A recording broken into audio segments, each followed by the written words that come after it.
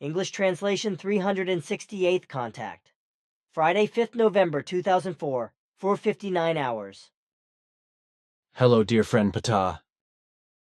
It is nice that you came to visit after all, after you had to leave so quickly after our correction work. Bernadette wanted to say something, but you were already up and away. As a matter of fact, I was in a big hurry. However, be greeted now, my dear friend. May I burden you with some questions right away? Of course, but there should not be too many of them, for I feel impelled to discuss a few things with you and also to devote myself to chess, if you are willing. Sure, it will be my pleasure.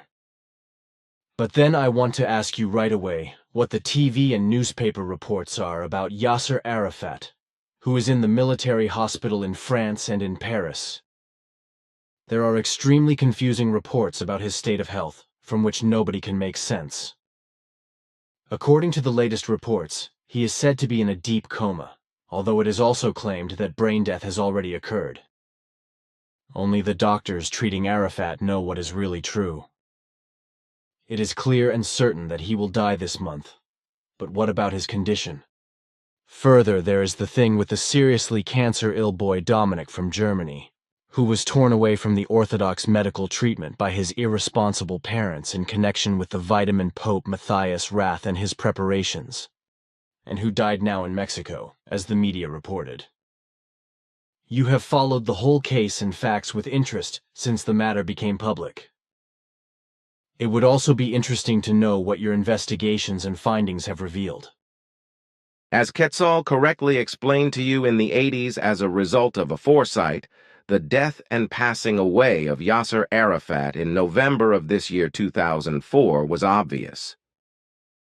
This prediction has now also been fulfilled, for Arafat died on the 2nd November, and thus already 3 days ago.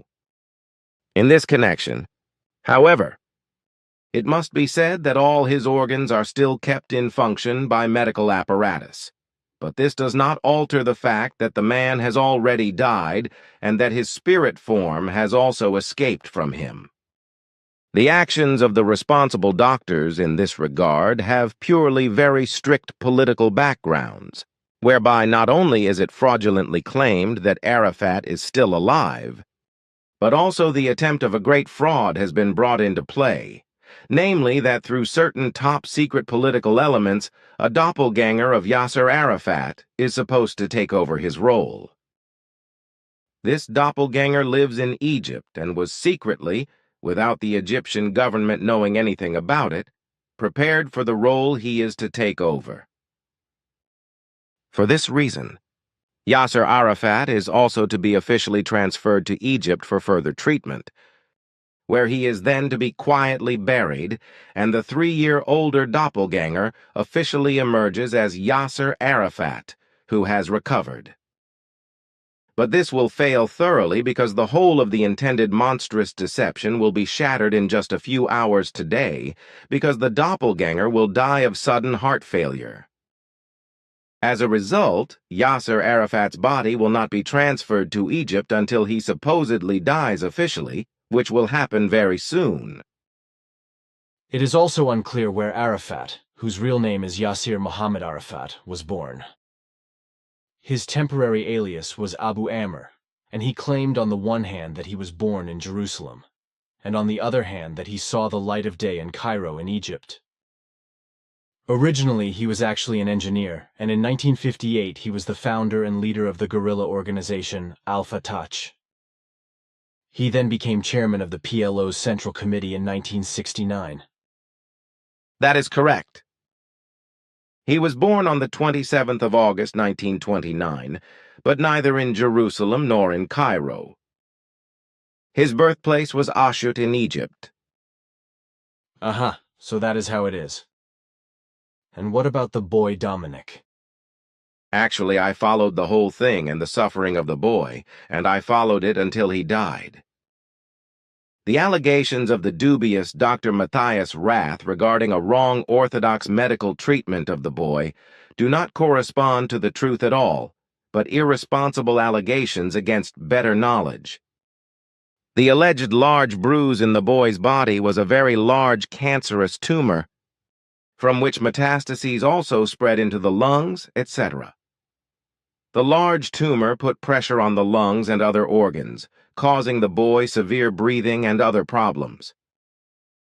The pressure of the tumor restricted the function of the entire chest organs in such a severe form that the boy suffered from permanent pain. The life of the boy could have been saved in the early stages of the tumor if an orthodox medical operation had been performed and the boy had not been withdrawn from orthodox medical treatment. What happened? However, due to the irresponsibility of Dr. Matthias Rath and the boy's parents, who claimed that the boy's cancer had been cured by Rath's preparations, was a murder in installments of a young life. In fact, Rath's preparations are not healing drugs at all, but pure food supplements, as they can be purchased in any department store and much cheaper than the horrendously inflated prices this man is charging. He is nothing more and nothing less than to say the least, an irresponsible mumbler who sells his food supplements very expensively at the expense of people's health, not to mention the fact that he so suggestively influences his followers with untrue claims that they are in bondage to him and are no longer able to recognize the real truth. However, if healings have actually taken place when humans have taken Rath's medications, then the healing was merely based on a self-healing process, which was triggered and brought about solely by the faith suggestively hammered in by Rath. Rath's medications are not remedies, as I said before, but only simple food supplements, which are in no way better than those that can be purchased in department stores at a much cheaper price. To the contrary, it must be said that Rath's medications have an extremely harmful effect on the physical health of human beings, as in the case of the boy Dominic, in the sense that existing illnesses which are actually present are not properly treated medically. Rath's medications are in no wise, and in any respect, medicines and therefore have no curative effect in relation to existing diseases. As preventive factors as well as building up and compensating for deficiencies in vitamins, minerals, trace elements, and enzymes, etc., they can have a certain effect, as can be the case with the same or similar food supplements which can be purchased in department stores. It must also be clear that Rath's medications only have a healing effect if there is a belief that they do. Otherwise, the medications remain ineffective, as it cannot be otherwise, and as you have experienced yourself, as have many others. That, dear friend, is the real truth of all this about this completely irresponsible man, Dr. Matthias Rath, about his medications and machinations. Human life means something to him only as long as he can make a profit. If that is no longer the case, then a life has no meaning for him.